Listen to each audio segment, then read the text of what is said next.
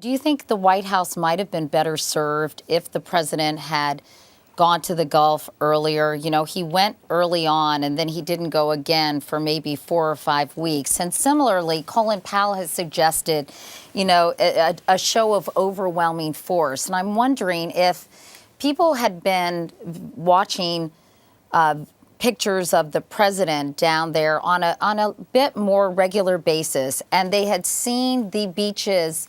I mean, clearly, I think President Obama said to Larry King, you know, you don't want people running around and getting into each other's way. But you had seen really a mass of responders down there, the likes of which we really didn't see early on, that he might not be criticized as much as he's being criticized now? Presidents are always going to be criticized. President Obama knows that. If he felt that making more frequent visits to the Gulf Coast would hasten the plugging of the oil spill, he would have moved in down there. I think he is of the opinion that he can stay well briefed on the situation and also show that he is the one calling the shots on the federal response to the oil spill from the White House.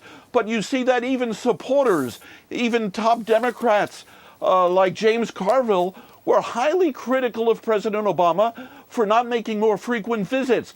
You had Carville on television saying, "Come down here, see what's going on," suggesting that President Obama didn't really have a good idea of just how much of a disaster the oil spill is. The White House says that's just not true.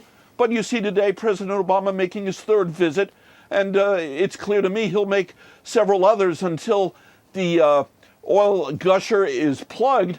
And then even after that, he needs to show the people of the Gulf Coast that their plight from an economic and environmental point of view is not being overlooked by the federal government.